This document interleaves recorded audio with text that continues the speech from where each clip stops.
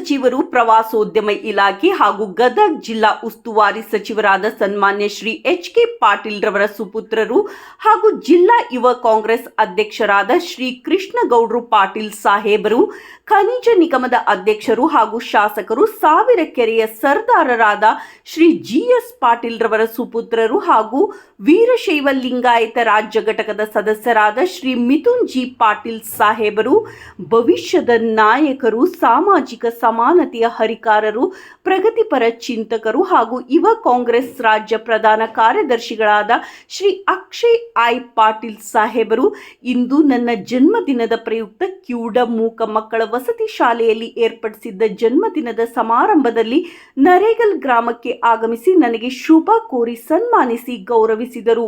ನಿಮ್ಮ ಈ ಪ್ರೋತ್ಸಾಹ, ಪ್ರೀತಿ, ಮಮಕಾರಕ್ಕೆ ನನ್ನ ಉಸಿರು ಇರುವವರೆಗೂ ನಿಮಗೆ ಚಿರಋಣಿಯಾಗಿರುವೆ.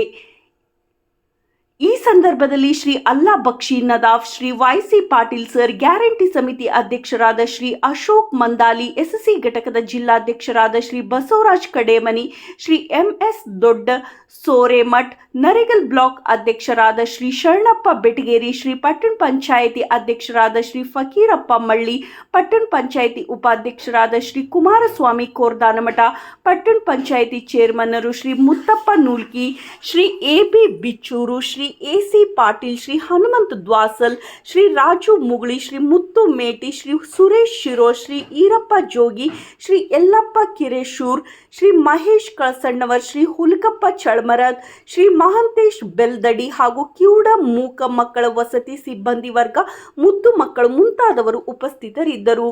ಶ್ರೀ ಮೈಲಾರಪ್ಪ ವಿ. ಚಳ್ಮರದ್, ರಾಜ್ಯ ಉಪಾಧ್ಯಕ್ಷರು, ಜೈ ಭೀಮ್ ಸೇನಾ ಹಾಗೂ ಅಹಿಂದ್ ಚಳುವಳಿಯ ಜಿಲ್ಲಾ ಸಂಚಾಲಕರು ಹಾಗೂ ಕಾಂಗ್ರೆಸ್ ಪಕ್ಷದ ಮುಖಂಡರು.